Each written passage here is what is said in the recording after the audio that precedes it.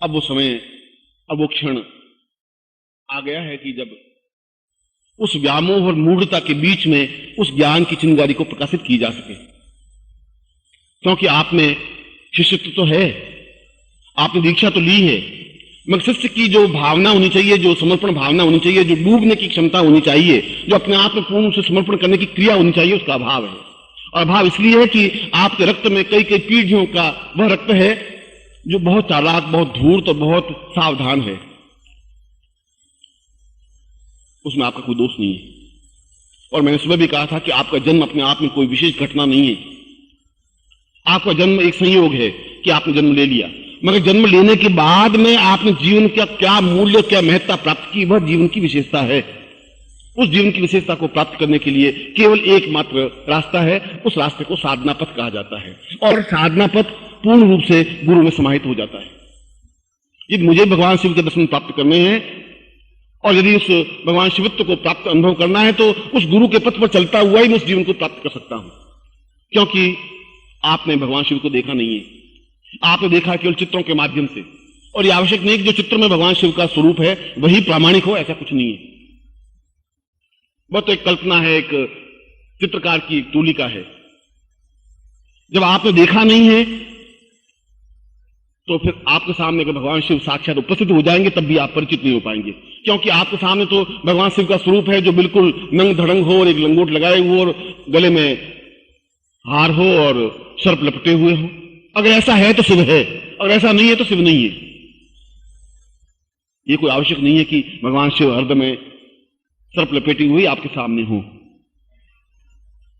इसलिए यदि आपके सामने भगवान शिव साक्षात रूप में उपस्थित हो भी जाएंगे तब भी आप उनके विग्रह को पहचान नहीं सकोगे। मगर आप गुरु को पहचानते हैं, गुरु को अच्छी तरह से जानते हैं, उनके साथ आपने कुछ क्षण बिताए हैं, उनके साथ जीवन की कुछ चर्चाएं की हैं, आपका उसका प्राणों का संबंध है। उनको आप बहुत कुछ नहीं तो बहुत कुछ जानते तो हैं ही। जब जानते हैं तो वह शिव को जानता है, वह आपसे भी परिचित है, उस शिव से भी परिचित है। इसलिए जब आप उससे परिचित, आप उसके माध्यम से वहां तक पहुंच सकते हैं। और इसीलिए शास्त्रों में और भगवान शिव की साधना में जब अर्जुन ने पूछा कि इस महान महाभारत युद्ध को जीतने के लिए मुझे क्या करना पड़ेगा, और ये महाभारत केवल द्वापर युग में ही नहीं था, महाभारत तो आपके हृदय में, आपके चित्त में हर क्षण है। निरंतर आपके चित्त में एक दुर्गुण रूपी कौरव हैं और सगुण रूपी पांडव हैं। निरंतर युद्ध होता रहता है। कभी कौरव हार जाते हैं, कभी पांडव हार जाते हैं। उस युद्ध की आप रणस्थली हैं, युद्धस्थली हैं, आपका चित्त युद्ध है और 24 घंटे युद्ध होता ही रहता है। उस युद्ध के माध्यम से निरंतर तनाव, दुख, बोझ, परेशानियां, कष्ट और पीड़ाएं भोग रहे हैं।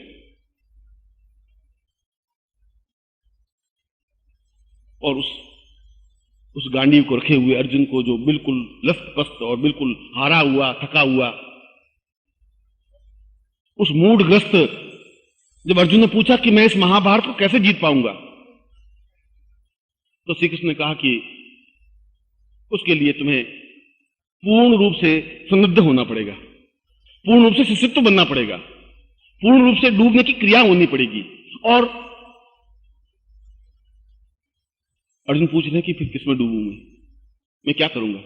मुझे तो डूबने की क्रिया नहीं आती है, मुझे समर्पण की भावना नहीं आती है, मुझे कोई ज्ञान नहीं है, मुझे कोई चिंतन नहीं है। और कृष्ण कह रहे हैं कि तुम्हें चिंतन और ज्ञान नहीं है तो तुम्हें और कुछ नहीं तो तुम उस भगवान शिव से पाशुपतास्त्र प्रयोग करके भी उस पाशुपतास्त्र को नहीं प्राप्त कर सकोगे, क्योंकि तुम शिव को जानते ही नहीं हो। अगर तुम्हारे सामने उपस्थित होंगे भी तब भी नहीं जान पाओगे। और तुमने अपने जीवन में पाशुपत अस्त्र देखा नहीं है, मगर तुमने मुझे देखा है। अर्जुन तुम मुझे जानता है, मगर तुम मुझे जानते हैं केवल सारथी के रूप में। इसलिए कि मैंने एक पीला पीतांबर पहन करके घोड़ों को चलाने वाले बागडोर को लेकर के बैठ गया हूं। तुम मुझे सारथी समझ रहा है, ज्यादा से ज्यादा तुम ये मित्र समझ रहा है। मगर इस मित्रता के आवरण को हटा करके जब तुम्हारी पैनी दृष्टि, सूक्ष्म दृष्टि होगी, तब तुम मेरे वास्तविक स्वरूप को पहचान सकोगे। और अर्जुन को दीक्षा दी कृष्ण ने, शिष्यत्व दिया, साधना का पथ बताया। और अर्जुन की साधना के माध्यम से पाशुपतास्त्र प्रयोग प्राप्त नहीं हो पाया। वह कृष्ण की साधना के माध्यम से उस अनुभूति को, उस पाशुपतास्त्र प्रयोग को, उस पाशुपत अस्त्र को प्राप्त कर सका। और क्यों जरूरी है? इसलिए जरूरी है कि हम अपने जीवन के इस महाभारत के युद्ध को जीत सके। हमारे जीवन में जितनी बाधाएं हैं, और बाधाएं तो सैकड़ों हैं, पत्नी की बाधा है, धन की बाधा है, व्यापार की बाधा है, समस्याएं, कठिनाइयां हैं, अड़चने हैं, इसके अलावा हमारे पास पूंजी कुछ नहीं है। और यदि इसी प्रकार से इन संघर्षों में जूझते रहे तो जीवन का आनंद अनुभव नहीं कर सकोगे। एक क्षण विशेष में आप नृत्यमय होते हैं, एक क्षण विशेष में आप काव्यमय तो होते हैं, मगर वापस उन चिंताओं में घिर जाते हैं, और घिर जाते हैं, सब कुछ भूल जाते हैं। फिर मैं आवाज देता हूं, फिर तुम दौड़ करके आते हो, फिर मैं तुम्हें एक साथ गतिशील करता हूं, तुम्हारे पांवों में गति देता हूं, तुम्हारे हाथों में एक चंचलता देता हूं, तुम्हारे शब्दों में एक धार देता हूं, तुम फिर नृत्यशील तो बनते हो, मगर नृत्य सिर्फ कुछ क्षणों की होती है, क्योंकि तुम्हारा शरीर बेजान है, उसमें ताकत क्षमता नहीं है, उसमें किसी प्रकार की चेतना नहीं है, और नहीं है तो नहीं है, क्योंकि मुर्दा को मरे हुए को मुर्दा नहीं कहते। जो अपने मन से हार गया है, जो समाज से हार गया है, जो अपने जीवन से टूट गया है, वह भी मुर्दा है, मगर वो ऐसा मुर्दा है जो अपनी लाश को अपने कंधे पर ढोकर के शमशान की ओर गतिशील है। शायद तुम वैसा ही है, क्योंकि तुम्हें अपने आप का बोध नहीं है। कुछ क्षणों के लिए तुम्हारी लाश को नीचे उतारता हूं, बताता हूं कि तुम्हारा जीवन ऐसा नहीं है जिस तरफ तुम गतिशील हो रहे हो। मृत्यु और माम अमृतम गमयः, इस मृत्यु के रास्ते को छोड़ के अमृत के रास्ते को तुम्हें बढ़ना है। और जब अमृत के रास्ते पर तुम कन्वर्ट होंगे, जिस समय तुम बदलोगे, जिस समय उस पगडंडी पर पांव रखोगे, उस समय तुम मुझे पहली बार पहचान सकोगे। उसमें तुम अनुभव कर सकोगे कि यह सामने एक धोती पहना हुआ व्यक्तित्व नहीं है, कुछ और है, वह कुछ और है। जिस क्षण पहचान लोगे उस दिन अपने आप में साधना की पूर्णता प्राप्त हो जाएगी। और जब यशोदा ने कृष्ण को माटी खाते हुए देखा और डांटा, छड़ी लगाई और कान पकड़ा, और उसने कहा कि तुम क्या कर रहा है, मिट्टी खा रहा है, और मिट्टी खाने से बहुत नुकसान हो जाएगा, कहां मिट्टी, मुंह में मुंह खोल। और कृष्ण मुंह खोलता है तो उसको पूरा ब्रह्मांड दिखाई देता है, और यशोदा को जब ब्रह्मांड दिखाई देता है तो हाथ जोड़ के खड़ी हो जाती है। वह भूल जाती है कि मैं लड़का है, वह तो उसको पूर्णत्व का रूप, और जिसको ब्रह्म कहते हैं, जिसको कृष्ण कहते हैं, उसके सामने हाथ जोड़ के खड़ी हो जाती है। कृष्ण सोचेंगे कि बहुत गड़बड़ हो गई, ये तो मातब तो खत्म हो जाएगा, जो लीला करनी है वह सब समाप्त हो जाएगी, जो आनंद की अनुभूतियां मां और बेटे के बीच में वो सब समाप्त हो जाएगी। ये हाथ जोड़ करके जो खड़ी है वह बहुत दूसरा रूप होना पड़ेगा। और वापस कहता है कि तुम तो मेरी मां है, तू समझती नहीं है, कहां है, देख मिट्टी निकालता है। यह खेल तो कई बार खेला गया है, कोई पहली बार ही नहीं।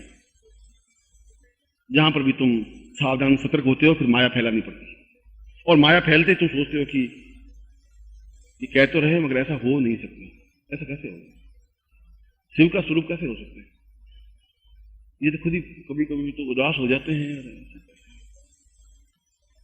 अगर ऐसा नहीं हुआ तो हजारों हजारों शिष्य मुझे तोड़ ताड़ के खा लेंगे, कुछ नहीं रखेंगे। शिष्य और गुरु के बीच में भी कई बार उन माया के आवरणों को रखना पड़ता है, मगर जो उस आवरण को भेद करके आगे बढ़ जाते हैं वे जीवन में पूर्णता प्राप्त कर लेते हैं। और मैं बार बार पिछले 4 महीनों से 6 महीनों से बार बार तुम्हें संकेत दे रहा हूं।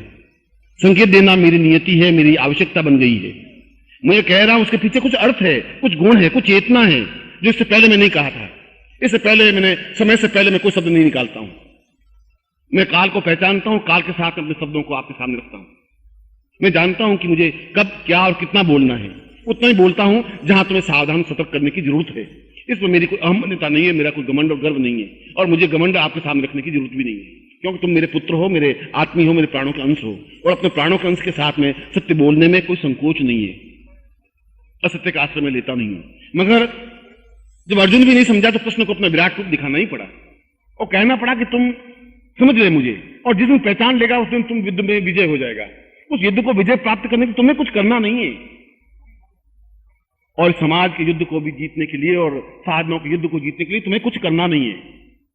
तुम्हें तो केवल समुद्ध होना है, तुम्हें तो केवल समर्पण की भावना रखनी है, तुम्हें तो अपने आप में गुरु में लीन हो जाने की क्रिया करनी है। और यदि वो क्षमतावान है तो तुम्हें हाथ पकड़ के उस जगह पहुंचा के खड़ा कर देगा जहां तुम्हें खड़ा करना है। मगर उसके लिए यह जरूरी है कि तुम अपने उन प्राणों के साथ जोड़ सको जो प्राण पूर्णता के प्राण हैं। एक मानव के प्राणों के साथ अपने संबंध जोड़ने से प्यार शब्द बनता है, प्राणात्मक संबंध नहीं बन पाता। और मुझे तुम्हें और तुमसे मुझे कोई प्यार करने की जरूरत नहीं है। प्राणों के संबंध बनाने की जरूरत है, प्राणों की धड़कन सुनने की जरूरत है। तुम्हारी धड़कन मैं सुन सकूं और मेरी उस धड़कन को तुम अनुभव कर सको, एहसास कर सको। यह जीवन का एक आवश्यक तत्व और अंग है। और इसीलिए जब तुम तीव्रता के साथ इस युद्ध में, समाज के युद्ध में और इस मन में तर्क और कुतर्क के युद्ध में जीतने के लिए जरूरी है कि तुम उस पाशुपत साधना को संपन्न कर सको, जिससे कि तुम्हारे जीवन के सारे अभाव दूर हो सके। यह मेरे लिए जरूरी है, क्योंकि जब उन अभावों की पूर्ति कर सकोगे तो साधना पथ पर तेजी से बढ़ सकोगे। क्योंकि तुम्हारा समाज तुम्हारे साथ में है, तुम्हारी पत्नी है, पुत्र है, बंधु है, बांधव है, नौकर है, चाकर है, और तुम्हारे जीवन की तृष्णाएं और इच्छाएं हैं और तुम्हारे पास रहे, मगर उनकी पूर्ति करना भी मेरा कर्तव्य और धर्म है। और तुम कितनी कितनी साधना करोगे? लक्ष्मी की साधना करोगे, कुबेर की साधना करोगे, देवताओं की, शिव की, ब्रह्मा की, विष्णु की, इंद्र की, लक्ष्मी की, भगवती की साधना कितनी करोगे? केवल एक साधना के माध्यम से जीवन में पूर्णता प्राप्त होनी चाहिए। और मैं तुम्हें सीधा उसी रास्ते पर गतिशील कर रहा हूं, इस रास्ते पर, जिस रास्ते से उस पूर्णता की ओर बढ़ सकते हैं, जिस पाशुपत साधना के माध्यम से हम अपने समाज के और अपने जीवन को और जीवन के युद्ध को पूर्णता से, सफलता से प्राप्त कर सकते हैं। वह जरूरी है तुम्हारे लिए। और वह प्राप्त कर सके तब मुझे सही ढंग से और इस समाज के व्यक्तित्व को सही ढंग से और अपने गुरु को सही ढंग से पहचान सकेंगे, साधना के पथ को सही ढंग से जान सकेंगे। क्योंकि तुम सामान्य व्यक्तित्व नहीं है, तुम्हें अपने आप को एहसास करना पड़ेगा, तुम्हें अपने आप को सोचना पड़ेगा कि तुम कौन हो। एक शेरनी ने शेर को जन्म दिया, छोटा सा बच्चा, 1 घंटे, 1.5 घंटे का, 2 घंटे का, और ठीक उसी क्षण एक शिकारी पास में से निकला और उसने गोली चलाई और शेरनी मर गई। शेरनी मर गई तो शेर का बच्चा 2-4 घंटे का था, भाग करके एक किनारे पे खड़ा हो गया और शिकारियों ने उस शेरनी की लाश को जीप में डाल करके ले गए। तभी पास में से सियारों का एक झुंड निकला, गिरड़ों का, और उस गिरड़ी ने देखा कि एक छोटा सा बच्चा 5-6 घंटे का खड़ा है, तो उसको पुचकार करके अपने साथ लिया और अपने साथ गतिशील किया। और जहां सियार के 4-6 बच्चे, 8-10 बच्चे और सियारनी और खुद सियार बैठता, वहीं वो शेर का बच्चा बैठ जाता। 4-6 महीने बीत गए, साल भर बीत गए, उसका एक कद ऊंचा सा निकला, उसकी चाल में एक तेजी थी, मगर ज्यों ही कोई शेर की गर्जना सुनता तो वे सब सियार दौड़ते, वह भी दौड़ता, और वे सब सियार खो में घुस जाते, वह भी खो में घुस के बैठ जाता। बाकी सारे सियार आंखें बंद करके, कान बंद करके बैठ जाते, वो भी चुपचाप बैठ जाते। और एक दिन उस नदी के किनारे शेर निकला और उसने हुंकार भरी, और वे गीदड़ जो बैठे हुए थे भागे, उसके वो शेर का बच्चा भी भागा। तो शेर ने देखा कि इनमें से ये क्या चीज है, ये सियार तो नहीं है, मगर इनके बीच में कैसे? और 4 छलांग लगा कर उसका हाथ पकड़ा। उसने कहा तुम क्या करे? उसने कहा मैं मर जाऊंगा। उसने क्या मर जाओगे? कैसे मर जाओगे? तुम कौन हो? तुम सियार नहीं हो। उसने कहा तो सियार हूं। उसने कहा कि तुम अपने आप को नहीं पहचानते हो, मगर मैं तुम्हें पहचानता हूं। तुम्हें अपने स्वरूप का ज्ञान नहीं है, मगर मुझे तुम्हारे स्वरूप का ज्ञान हो कि तुम मेरे कुल के हो, मेरे वंश के हो, मेरे प्राणों के धड़कन हो, तुम शेर हो। और शेर हो, तुम्हें ताकत क्षमता है, और तुम्हें छलांग लगानी है और सामने ये हाथी है, हाथी के मस्तक पर प्रहार करके उसके मस्तक को फाड़ देना है।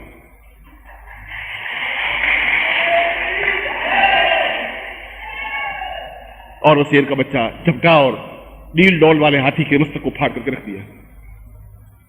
और मैं सोचता हूं कि तुम भी उन सियारों के बीच में बड़े होकर के अपने आप स्वरूप को भूल गए, क्योंकि तुम्हारा मेरा इस जीवन का साथ नहीं, पिछले जीवन से भी तुम्हें परिचित हूं। मैं तुम्हें साफ साफ 2 टूक शब्दों में ये बता देना चाहता हूं, तुम सियार नहीं हो। उन सियारों के बीच में जरूर हो, मगर तुम अपने आत्मा को भूल चुके हो, अपने स्वरूप को भूल चुके हो, अपने चिंतन को, विचारों को भूल चुके हो। और सियारों के बीच में मुझे प्रवचन करने की आवश्यकता नहीं है, क्योंकि सियार कभी झपट्टा नहीं मार सकता, हुंकार नहीं भर सकता, उसमें तरंग नहीं आ सकती, उछल नहीं सकता, नाच नहीं सकता। नाचने के लिए एक क्षमता होनी चाहिए, पृथ्वी से ऊपर उठने की क्रिया और भावना होनी चाहिए। यदि तुम में ये क्षमता और भावना है तो फिर निश्चित रूप से तुम सियार नहीं हो। मैं तुम्हें तुम्हारे स्वरूप से परिचित करवाने के लिए बैठा हूं।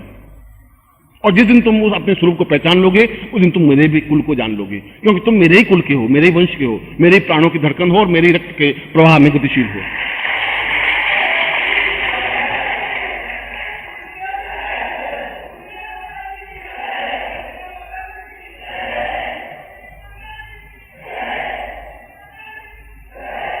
मगर मैं ये समझ नहीं पा रहा हूं कि मैं कितनी बार तुम्हारे सामने ओंकार भरूंगा, कितनी बार तुम्हें आवाज दूंगा, कितनी बार तुम्हें अपने स्वरूप से परिचित कराने की कोशिश करूंगा। बार बार तुम फिर उन चीजों के बीच में, उन गिदड़ों के बीच में, उन सियारों के बीच में खड़े हो जाते हो, क्योंकि वहां खड़े रहना तुम्हारी नियति हो गई है। उनमें से तुम केवल एक ही हो जो मेरे सामने खड़ा है, और बाकी तुम्हें बार बार सतर्क और सावधान करेंगे कि सब गड़बड़ है, तुम शेर के बच्चे नहीं हो, तुम गिदड़ी हो, और मैं तुम्हारी पत्नी हूं, और मैं तुम्हारा बच्चे हैं, और तुम्हें यही इस खो में ही रहना है, आंखें बंद करके जिंदगी व्यतीत करनी है, और जैसे तुम्हारे पिताजी मर गए उस ढंग से तुम्हें मरना है, और तुम्हें कमा के लाना है और मुझे खिलाना है, बच्चों को बड़े करना है, बच्चे तुम्हें गालियां देंगे, तुम्हें चुपचाप सुनना है, क्योंकि तुम सियार हो ही। और मेरे ललकार फिर तुम कान बंद कर लेते हो कि कहा तो था, मगर ऐसा शेर में हूं कैसे। ये सब जो मेरे आसपास है ये तो सभी मेरे भाई बंधु संबंधी रिश्तेदार हैं, तो निश्चित रूप से मैं गीदड़ हूं। मैं ये समझ नहीं पा रहा हूं कि मैं अपने गुरुत्व को और गुरुपद को किस प्रकार से निर्वाह करूं, किस प्रकार से तुम्हें बार बार प्रहार करूं, किस प्रकार से तुम्हें समझाऊं, किस प्रकार से तुम्हें चेतना दूं, किस प्रकार तुम्हारे हृदय में आग भरूं। मुझे ये समझ नहीं पा रहा कि तुम बार बार उन लोगों के बीच में खड़े होकर के अपने स्वरूप को क्यों बुला देते हो। ऐसा जीवन के कब तक रहेगा, कितने जीवन और तुम जियोगे मेरे सामने। कौन सा क्षण आएगा जब तुम आज तक खड़े हो सकोगे, जीवन का पूर्णता को पार कर लोगे। ऐसा कौन क्षण आएगा, फिर तुम वापस पैदा होंगे, वापस मैं सामने तुम्हारे खड़ा होऊंगा, वापस तुम्हें गालियां दूंगा, वापस तुम्हें फटकारूंगा, वापस तुम्हारा हाथ पकड़ूंगा, वापस तुम गिदड़ों के बीच में जाके खड़े हो जाओ। आखिर कोई को निर्णय लेना पड़ेगा, कभी न कभी निर्णय लेना पड़ेगा, क्योंकि अब इतना समय नहीं है कि तुम निर्णय लेने में 5-10 साल बिता सकोगे। अब वो समय नहीं है, अब तो ठीक समय है जहां तुम्हें निर्णय लेना ही पड़ेगा। या तो निरंतर उन सियारों के बीच में तुम्हें जिंदगी व्यतीत करनी है, और या फिर शेर बनकर गर्जना करते हुए इस जंगल के राजा बनकर के और समाज के बीच में गर्व के साथ खड़े होकर कह सकोगे मैं निखिलेश स्वानंद का शिष्य हूं। उस लेवल पे तुम्हें खड़ा होना पड़ेगा।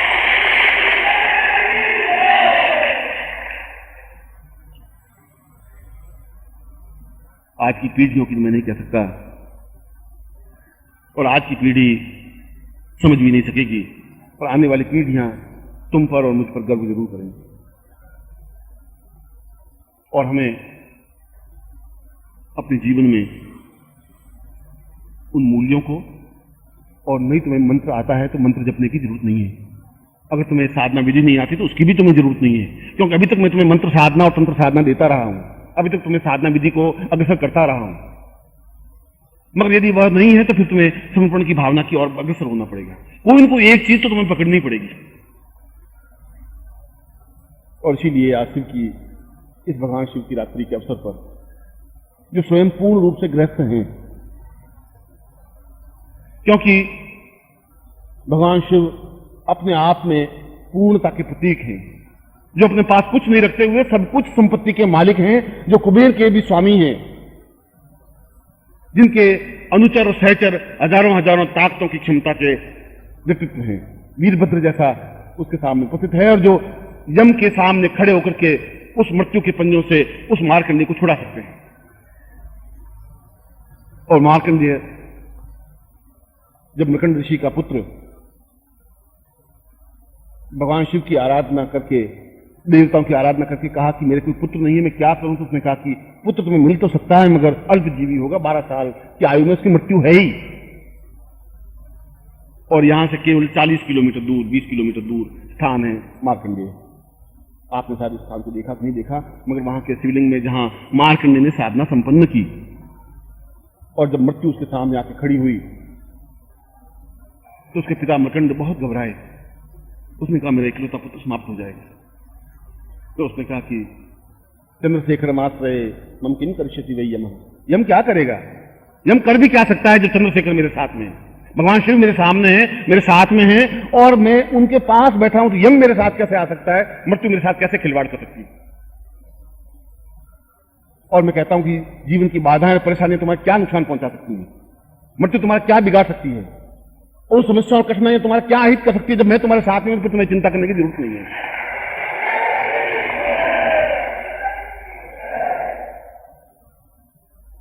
और मैं निरंतर हर क्षण तुम्हारे साथ में हूं, पूर्णता के साथ और आनंद और मस्ती के साथ, क्योंकि मैं तुम्हें आनंद का पाठ पढ़ाने के लिए आया हूं, काव्य का पाठ पढ़ाने के लिए आया हूं, गतिशील करने के लिए आया हूं, तुम्हें जीवन का उत्थापन करने की क्रिया बताने आया हूं, तुम्हें साधनाओं की पृष्ठभूमि को समझाने आया हूं, जिसके माध्यम से भगवान शिव के साक्षात दर्शन कर सके। और चाहे भगवान शिव हो, चाहे ब्रह्मा हो, चाहे विष्णु हो, चाहे रुद्र हो और इंद्र हो, वो अपने आप में एक साधक से ऊंचाई पर खड़े नहीं हो सकते।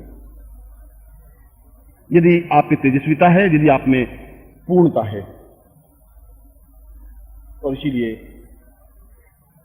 उस महत्वपूर्ण प्रयोग को आज की रात्रि को मैं संपन्न करवाऊंगा। यदि आप में क्षमता है तो आप स्वयं पूर्ण रूप से आपके सामने उस भगवान शिव को आप देख सकेंगे, और निश्चित रूप से देख सकेंगे।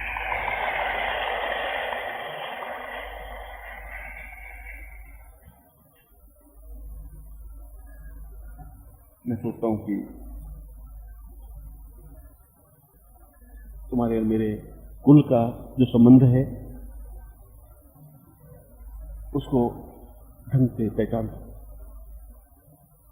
और मैं तुम्हें सावधान कर रहा हूं कि इस महाभारत के जो तुम्हारे मन में महाभारत है, तुम्हारे आसपास में जो कौरव सेना है, वह चाहे पत्नी और पति के रूप में है, चाहे पुत्र और पिता के रूप में है, किसी भी रूप में है, अपनी ताकत और क्षमता के साथ खड़े होने की जरूरत है। और इसीलिए मैं तुम्हें वह अस्त्र देने जा रहा हूं जिस अस्त्र के माध्यम से उन सारी समस्याओं पर तुम विजय प्राप्त कर सको। लक्ष्मी तुम्हारे सामने खड़ी रह सके, विजय माला तुम्हारे गले में पहना सके, कुबेर तुम्हारे सामने खड़े हो सके, भगवान रुद्र तुम्हारे सामने खड़े हो सके, क्योंकि वह साधना और क्षमता है ही वैसी जो तेजस्वी व्यक्तित्व तुम्हें दे सकता है, और किसी में देने की क्षमता भी नहीं है, हिम्मत भी नहीं है। और यदि हिम्मत होती और क्षमता होती तो महाभारत काल के बाद सैकड़ों बार साधनाएं होती। पाशुपत साधना इसके बाद 5000 वर्षों में, पिछले 5000 वर्षों में नहीं हो पाई इसलिए कि तेजस्वी व्यक्तित्व के बिना ऐसा संभव नहीं है। शंकराचार्य ने स्वयं कहा है, पूर्णप्रदाम पूर्णमरेव तुल्यम ज्ञानंत रूपम चरित्रम पदेव गोविंद माम परतम पूर्वतम सदैव पाशुपतेयम पूर्वा पूर्वे। मैं पूर्वा पर उन शास्त्रों का अध्ययन करने के बाद में अपने गुरु गोविंद पादाचार्य को कह रहे हैं कि मैं उस पाशुपत शास्त्र को, उस पाशुपत साधना को संपन्न करना चाहता हूं जिसके माध्यम से मैं मृत्यु पर विजय प्राप्त कर सकूं। और गोविंद पादाचार्य कह रहे हैं कि उसके लिए तेजस्वी व्यक्तित्व, जिस क्षमता का तेजस्वी व्यक्तित्व चाहिए वह तेजस्वी व्यक्तित्व मेरे पास नहीं है। और एक बहुत बड़ी साधना से भगवान शंकर और शंकराचार्य वंचित रह गए, और वंचित रह गए तो उनको अकाल मृत्यु का सामना करना पड़ा, क्योंकि बहुत धारदार साधना है, बहुत तेजस्वी साधना है, बहुत ताकतवान साधना है, क्योंकि साधना को स्वीकार करने में कोई बहुत डिफिकल्टी नहीं है, इसको देने की क्रिया बहुत डिफिकल्ट है, कठोर है, कठिन है। इसके लिए बहुत तेजस्वी व्यक्तित्व चाहिए, क्षमतावान व्यक्तित्व चाहिए।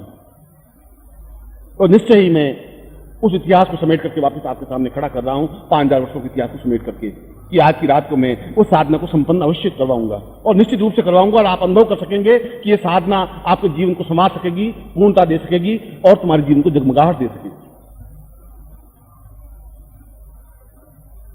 मैं सोचता हूं कि तुम्हारा मेरा संबंध इतना प्रगाढ़ हो कि तुम वहां बैठे हुए मुझे दिखाई नहीं दे सके, मैं चित्त की ओर झांकूं तो मुझे वहां बैठे हुए दिखाई दे सके, और या फिर तुम्हें अपने चित्त में अपने गुरु को समर्पित और साधना के माध्यम से अपने चित्त में स्थापन करना पड़ेगा। तुम्हारा मेरे बीच में दूरी अब संभव नहीं है, अब उचित नहीं है। मैं इन 3 दिनों में आपको आपके स्वरूप से परिचित कराना चाहता हूं, अपने स्वरूप से भी परिचित कराना चाहता हूं, आपके मेरे संबंधों को स्पष्ट करना चाहता हूं, और आपको जीवन में किस जगह जाके खड़ा होना है वह भी गतिशील देना चाहता हूं। और इसीलिए मैं आपको उस साधना को देना चाहता हूं जो साधना अपने आप में एक अद्वितीय है, तेजस्विता है, पूर्णता की है और अग्रसर होने वाली है, और जिसके माध्यम से आप अपने कई कई जन्मों के पाप को और मैल को धो सकोगे, और वास्तविक रूप में देवत्व के, गुरुत्व के और शिवत्व के दर्शन कर सकोगे। मैं आपको ऐसा ही आशीर्वाद दे रहा हूं कि तुम अपने जीवन में पूर्णता प्राप्त करो।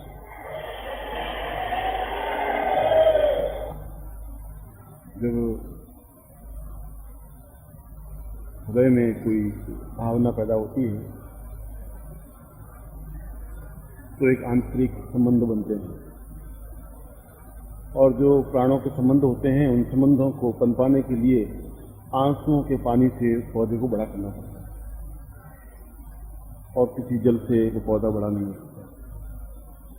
और जो कुछ लगन तुम्हारी मेरे प्रति है, जो कुछ अटैचमेंट और स्नेह तुम्हारा मेरे प्रति है, शायद उससे ज़्यादा स्नेह और अटैचमेंट मैं आप लोगों के प्रति रखता हूँ, और बहुत अधिक तुम लोगों को मैं प्यार करता हूँ और मेरे में आशीर्वाद देता हूँ।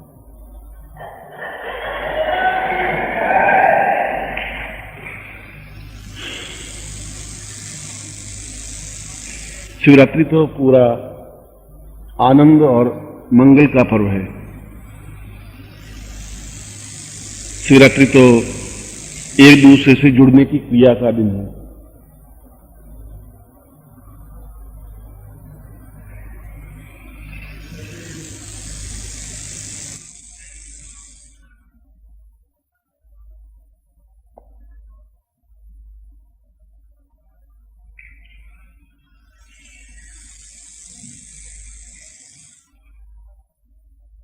और शिवरात्रि पूरे वर्ष में 3 रात्रि अत्यंत महत्वपूर्ण मानी गई है, कालरात्रि, महारात्रि और मुहुरात्रि, या लौकिक भाषा में कहूं तो दीपावली की रात्रि, नवरात्रि और शिवरात्रि।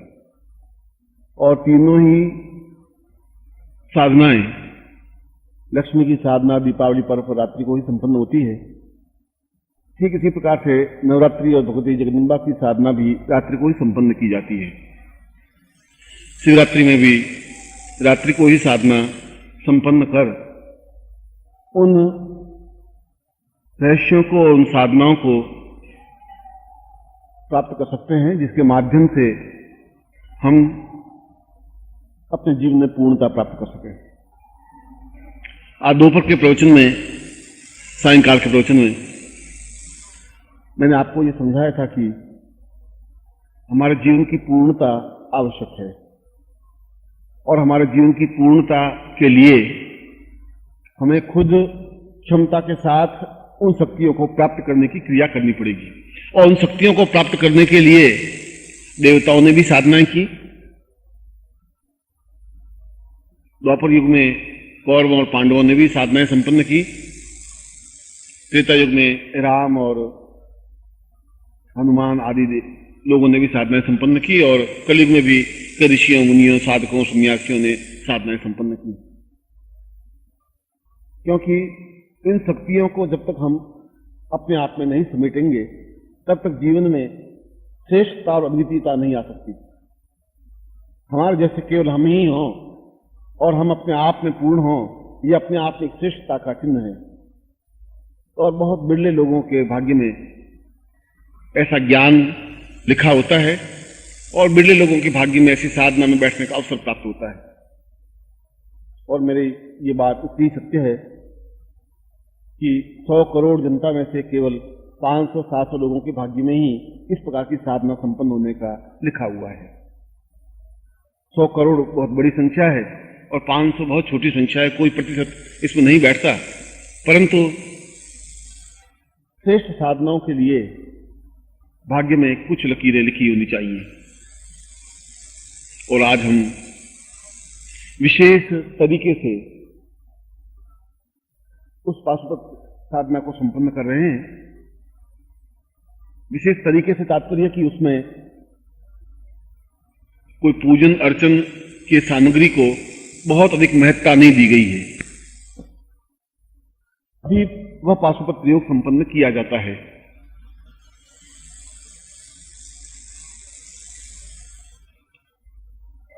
मैं स्वयं सन्यास्त जीवन में जब साधनाओं को संपन्न कर रहा था, और जब मैं तैयारी कर रहा था सिद्धाश्रम में जाने की, और उसी समय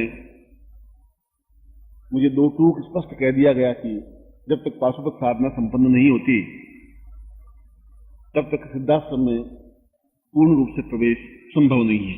यहाँ पूर्ण रूप से तात्पर्य है कि सशरीर जा सके और सशरीर वापस आ सके। सूक्ष्म शरीर बनाने की जरूरत नहीं। यह अपने आप में 8 सिद्धियों का एक प्रतीक है, जिसको अणिमा, महिमा, गरिमा, लगिमा जिस प्रकार के शब्दों से प्रयोग किया गया है, उन 8 शक्तियों के माध्यम से जीवन में पूर्णता आ सकती है। आपने अपने जीवन में अभी उन शक्तियों को देखा नहीं है, और नहीं देखने के पीछे कई कारण हैं। तुम्हारी अपरिपक्वता है, सुविधा नहीं मिल पाई है, या कोई सही ढंग से आपको बता नहीं पाया है, या अभी वह स्तर नहीं आ पाया जिस स्तर पर खड़े होकर के आप उन शक्तियों को प्राप्त कर सकें, हस्तक्षेप कर सकें। मैं इसका तात्पर्य यह नहीं कि जीवन में कोई क्षण आएगा ही नहीं। उसके लिए तुम्हें बहुत क्षमतावान होने की जरूरत है, बहुत श्रेष्ठता के साथ उस साधना को संपन्न करने की जरूरत है, क्योंकि साधनाओं को और शक्तियों को अपने आप में समेटने के लिए मनोरंजन की दृष्टि से उन साधनाओं को संपन्न नहीं किया जा सकता। हल्के फुल्के स्तर से इसको नहीं लिया जा सकता। उसके लिए दृढ़ता जरूरी है और पुरुषत्व जरूरी है। और यदि आप में पौरुष है, यदि आप में श्रेष्ठता है, और यदि आप में समृद्धता है, संकल्प शक्ति है, दृढ़ता है, तो निश्चय ही दुनिया में कुछ भी असंभव नहीं है। और यदि आप जब उन शक्तियों को, उन साधनाओं को संपन्न कर सकेंगे, तब एहसास कर सकेंगे कि जीवन का मूल्य और आनंद क्या है। आज आपने जीवन का आनंद और मूल्य सुना है, अनुभव नहीं किया है। सुख तो अनुभव किया है, पुत्र सुख और पत्नी सुख और पति सुख और मकान का सुख और धन का सुख और वैभव का सुख तो प्राप्त किया है, आनंद अनुभव नहीं कर पाए। आनंद तो कुछ और है, जो आप मस्ती में बैठे रहें और शक्तियां आपके सामने नृत्य करती रहें और आप जिसको जो आज्ञा दें वो कार्य हो। ऐसा प्राप्त करने के लिए मनुष्य जीवन अनिवार्य है। देवता उन साधनों को प्राप्त नहीं कर सकते, और जब देवताओं को उन शक्तियों को प्राप्त करने की आवश्यकता पड़ी तो उनको गर्भ में जन्म लेना ही पड़ा, चाहे वो कृष्ण हो चाहे राम हो, क्योंकि मनुष्य उभय पक्षी है। राक्षस भी बन सकता है, देवता भी बन सकता है। और इसीलिए तुम्हारा जीवन इस दृष्टि से मूल्यवान है कि यदि तुम सही समय पर सावधान और सतर्क होकर के अपने पथ पर अग्रसर हो सको, और यदि तुम्हें जीवन में ऐसे गुरु मिल सकें जो तुम्हें इस प्रकार की साधनाएं संपन्न कराने के लिए तैयार हों, सन्नद्ध हों, तो उस समय तुम्हें एक क्षण भी हिचकिचाहट और विलंब नहीं होना चाहिए।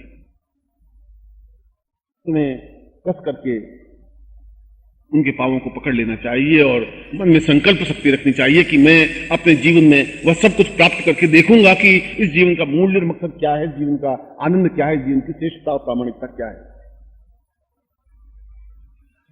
और मैं आज उसी साधना को आपके सामने स्पष्ट कर रहा हूं। इससे पहले भी आपने कई साधनाएं की थी, मगर वे साधनाएं ऐसी थी जैसे स्लेट पर आप अ आ ई लिखे, मगर वह भी जरूरी है कि बिना अ आ लिखे आप आगे जाकर पुस्तक लेखन का कार्य नहीं कर सकते, क्योंकि उसकी नींव, उसकी जड़ उस पट्टी पर अ आ ई लिखी होती है।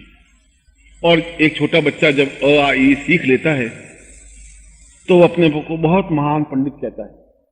शायद वो समझता है कि मेरे जैसा विद्वान कोई है ही नहीं। वो स्लेट पर तो लिखता ही है, दीवारों पर भी लिखता है, जमीन के आंगन पर भी लिखता है, जहां मौका मिलता है वो अ आ ई लिखता ही रहता है, इसलिए कि वह कुछ है ये बताने की क्रिया भावना होती है। आप में भी ऐसी क्रिया भावना है, मगर अ आ ई पूर्णता नहीं है, वो तो प्रारंभ है। और आपने भी उस प्रारंभ को तो किया है, मगर इस प्रारंभ की डोर पकड़ करके आप पूर्णता तक पहुंच सकते हैं। और इसीलिए मैं आज आपको वह माध्यम, वह डोर देने की कोशिश कर रहा हूं, दोनों तरीकों से। योग के माध्यम से भी, आपके शरीर को पूर्ण रूप से चैतन्य करने की दृष्टि से भी। तो जब तक आपका शरीर चैतन्य नहीं होगा तब तक उस दिव्य शक्तियों को अपने आप में समेट भी नहीं सकोगे। तुम समेट नहीं सकते इस लाइट को भी अपनी आंखों में। 2 मिनट, अगर 2 मिनट मतलब 120 सेकंड तुम्हारे आंखों के सामने लाइट हो तो तुम्हें आंखें बंद करनी पड़ती है। जब एक 500 वाट के रोशनी को तुम आंखों में नहीं समेट सकते तो करोड़ों करोड़ों सूर्य के समान तेजस्वी उस शक्तियों को अपनी आंखों में कैसे समेट सकोगे। उसके लिए तुम्हें उतनी प्राण चेतना चाहिए, उस प्राण चक्षु चाहिए, दिव्य चक्षु चाहिए, चेतना के अंगार चाहिए। और इसके लिए तुम्हारे शरीर को उसके लिए समृद्ध करने की जरूरत है, तैयार करने की जरूरत है। इसलिए मैं आज को दोनों प्रयोग संपन्न करवाऊंगा। आपके शरीर को दृढ़ करने की दृष्टि से भी, प्राणों को दृढ़ करने की दृष्टि से भी, और तुम्हारे आत्मचक्षु जागृत करने की दृष्टि से भी। और दूसरी साधना पद्धति भी, जिसके माध्यम से मंत्र जाप होता है, जिसके माध्यम से प्राणों का इस देह से संबंध बनता है। क्योंकि प्राणों को जागृत करना एक अलग बात हो गई, और उसका देह पर उपयोग करना बिल्कुल एक अलग चीज है। देह बिल्कुल अलग चीज है। देह तो समाप्त हो सकती है, जल सकती है संसार में जाकर के, प्राण नहीं समाप्त होते, प्राण जलते नहीं है। प्राण फिर कोई नया शरीर प्राप्त करके उसमें जाके बैठ जाता है। इसलिए प्राणों का देह से संबंध होना भी आवश्यक है। प्राण सुप्त हैं, उनको जागृत करने की जरूरत है, और उसका देहगत संबंध बनाने की आवश्यकता और अनिवार्यता है। और यह प्रयोग आज प्रारंभ हुआ और अभी शाम को समाप्त हो जाएगा, ऐसा नहीं है। इसके 5 चरण हैं, और 5 चरणों को आपको समापन करना पड़ेगा, जो कल सुबह भी होगा, कल दोपहर भी होगा, कल शाम को भी होगा, परसों सुबह भी होगा। तब जाकर के एक प्रयोग संपन्न हो पाएगा। क्योंकि यह प्रयोग कठिन तो है, मगर यदि आपके पास साधन है तो उस कठिनाई पर विजय प्राप्त कर सकते हैं। असंभव कुछ नहीं है, और असंभव शब्द आपकी डिक्शनरी में होना भी नहीं चाहिए। अगर तुम्हें क्षमता है तो फिर ऐसा कोई चीज है ही नहीं जो तुम प्राप्त नहीं कर सको। और जो कायर और बुज़दिल होते हैं वो सोच करके रह जाते हैं। वे सोचते हैं कि ये कैसे होगा, कब होगा, किस प्रकार से होगा। ये कुतर्क और ये तर्क तुम्हारे पूरे जीवन को झंझोड़ करके रख देते हैं, क्योंकि वो तर्क तुम्हारी बुद्धि में विभ्रम पैदा करता है, वह तुम्हारी आस्था में विभ्रम पैदा करता है। क्योंकि मेरी बुद्धि अगर ये होगी कि मैं विश्वनाथ के मंदिर में जाऊं और शिवलिंग के दर्शन किए नहीं तो फिर क्या फायदा हुआ, हुआ तो नहीं, भीड़ भड़के में जाने से क्या लाभ हुआ, और ये पत्थर का छोटा सा शिवलिंग, बस इतना ही शिवलिंग है क्या। कल मैं दर्शन करने के लिए गया था और मेरे साथ 2-3 साधक थे, तो उन्होंने मुझे पूछा कि बस मुझे इतना ही शिवलिंग, बस। उनकी नजर में शायद इतना बड़ा शिवलिंग हो तो भगवान शिव काफी महत्वपूर्ण होंगे, और छोटा शिवलिंग है तो शायद महत्वपूर्ण नहीं होंगे। ये तुम्हारी बुद्धि है। और यदि बहुत बड़ा ही शिवलिंग देखना है तो फिर तुम्हें द्वारका जाना चाहिए, वहां तो काफी बड़ा शिवलिंग है, करीब 3-3.25 फुट का है। और इससे भी ज्यादा बड़ा देखना है, सीसैल पर्वत पर जाइए, 11 फीट का शिवलिंग। शिवलिंग छोटे और बड़े में, क्योंकि तुम्हारी बुद्धि हमेशा भ्रम पैदा करती है, और भ्रम जीवन को समाप्त कर देता है। और पग पग पर तुम्हारे भ्रम पैदा होते हैं, क्योंकि तुम्हारे पास पूंजी वही है, इसके अलावा तुम्हारे पास खर्च करने के लिए कुछ चीज है ही नहीं। और जो कुछ तुम्हारे पास है वही तुम मुझे दे सकते हो। नहीं कह सकते तो मन में सोच सकते हो कि अब ऐसा मंत्र बोला तो इससे पाशुपत प्रयोग हो गया क्या, हम सिद्ध बन गए क्या, कैसे हो गए सिद्ध, फिर अब क्या हो गया। मैं भी कल कह रहा था कि तुम्हारे घर में तो 25,000 50,000 रुपए हैं, मगर उससे क्या हो गया, तुम्हारी जेब में तो नहीं है। मगर इसका मतलब ये नहीं कि तुम्हारे पास 50,000 रुपए के तुम मालिक नहीं हो, ये अपने आप में एहसास है, क्षमता है, और जरूरत पड़े तो 50,000 को तुम खर्च कर सकते हो, उसका उपयोग कर सकते हो, उसके माध्यम से जो विनिमय होना चाहिए वो कर सकते हो। मगर उससे तुम्हारे स्वरूप में, तुम्हारे चिंतन में, तुम्हारी आंखों में, तुम्हारे शरीर में कोई अंतर नहीं आएगा। इसीलिए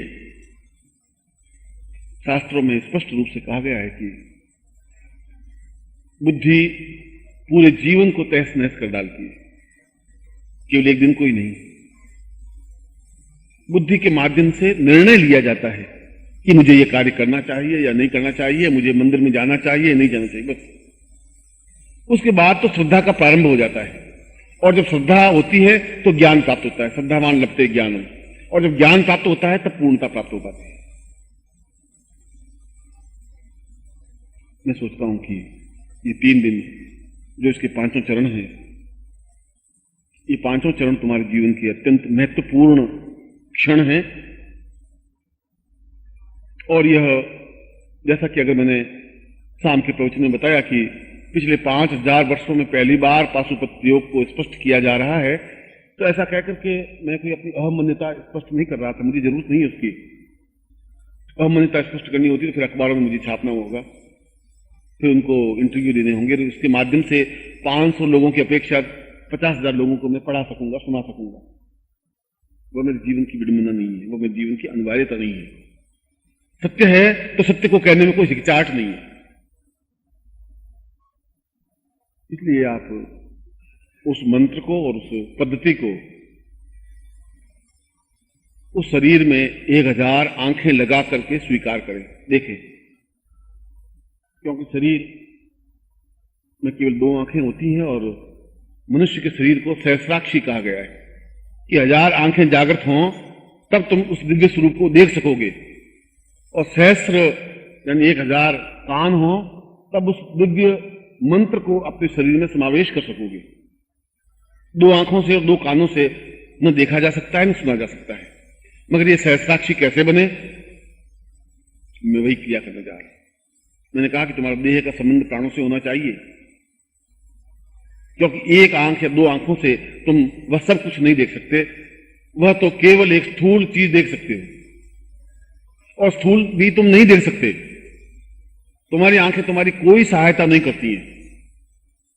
तुम देख ही नहीं सकते, देखने की क्रिया तुम्हें है ही नहीं। और अगर देखने की क्रिया है तो आप मुझे बताइए कि जब आप गेट में से घुसे तो गेट के पहले कितने थंबे लगे हुए हैं पीछे बाहर? मुझे बताइए, आपने देखा तो हो गई, तो तुम्हें मालूम नहीं कि इसके बाहर कितने थंबे हैं, क्यों? तुम देखा ही नहीं। मगर अब बाहर जाओगे तो गिन लोगे 1 2 3 4 8, और फिर कह दोगे 8 थंबे। मगर अभी तक तुम अंधे की तरह आए या देख के आए? क्या हुआ? इसलिए तुम्हारी आंखें कुछ देखती नहीं है। जो कहते हैं वही देखती है। जब स्थूल चीज तुम देखने की क्षमता नहीं प्राप्त कर सकते, आंखों को आज्ञा नहीं दे सकते, तो दिव्य स्वरूप को कैसे देख सकते हो? इसलिए शास्त्रों में कहा गया कि गुरु अपने शिष्य को सहस्राक्षी बनाए, उनकी 1000 आंखें खोले उस शरीर के अंग प्रत्यंग में। और वायु पुराण में उन 1000 आंखों का चिंतन है, एक एक आंख का वर्णन है, एक एक आंख का विनियोग है, एक एक आंख का न्यास है, एक एक आंख का मंत्र है। खैर वह तो और सूक्ष्मता की ओर है, हमें तुम्हें वहां तक उस प्रकार की साधनाएं संपन्न करने की आवश्यकता नहीं है। मगर मैं तुम्हें ये समझा रहा था कि हम अपने जीवन को उदात्त कैसे बना सकते हैं। ये तो रत्न है, जितना ही इसको देखने की कोशिश करोगे उतना ही आनंद स्थिति बनेगी। और जब जीवन को उस रूप में चैलेंज के रूप में आगे बढ़ा सकोगे, अपने तरीके से तुमने जीवन कई जिया है, 20 साल 25 साल 40 साल तो जिया ही है। साल भर आप मुझे देख करके देखिए तो सही, ये साल भर आपके नाम गुरु जी अब आप जो कुछ करें, उसके बाद में तुम्हारा मेरा गणित हिसाब होगा कि तुम घाटे में रहे या फायदे में रहे। ये मैं तुम्हें गारंटी विश्वास के साथ कह सकता हूं कि तुम किसी प्रकार से घाटे में नहीं रह सकते।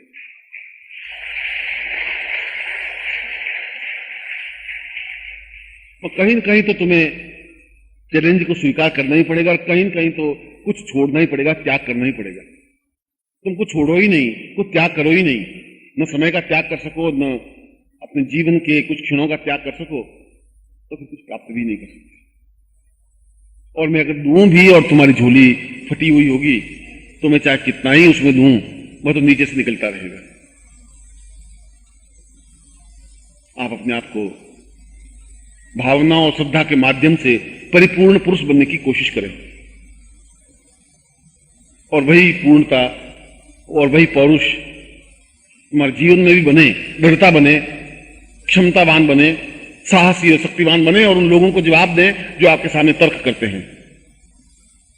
चुपचाप सुनना मृत्यु है, कायरता है, बुजदिली है। और मैं अपने शिष्यों को कायर और बुजदिल बनाना नहीं चाहता। मैं तुमको कहता हूं कि सामने वाला अगर ढंग से बात नहीं कर तो आंखें नोच लें, हम इतनी क्षमता में रखें जिससे दूसरी बार दूसरा कोई आदमी इस ढंग से बात करने की हिम्मत नहीं कर सके। मगर उसके लिए तुम्हें एक तेजस्विता चाहिए, तुम्हारे पास कुछ होना चाहिए, कुछ क्षमता होनी चाहिए। और मैं इस शिवरात्रि के अवसर पर भगवान शिव को साक्षी करके मैं वह साधना आपको सामने दे रहा हूं जिसे तुम्हें करनी नहीं है, तुम्हें स्वीकार करनी, प्राप्त करनी है। बस तुम्हें उसमें कुछ करने की जरूरत नहीं है, तुम पूर्णता के साथ प्राप्त कर सको, बस इतना ही मैं दे रहा हूं। मैं तुम्हें नहीं कह रहा हूं कि तुम बिल्कुल पालथी मार करके 5 घंटे मंत्र जाप करो, ऐसा भी कुछ नहीं कह रहा हूं। ऐसा भी नहीं कह रहा हूं 6 महीने तक 1.25 लाख मंत्र जाप करना, ऐसा भी नहीं कह रहा हूं। मैं तो कह रहा हूं मैं तुम्हें दे रहा हूं और तुम स्वीकार करने की हिम्मत रख सको, अगर स्वीकार करने की ताकत क्षमता ही नहीं है,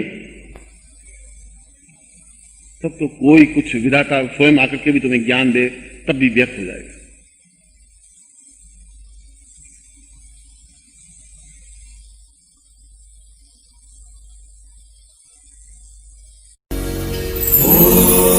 परं तत्त्वाय ज्ञान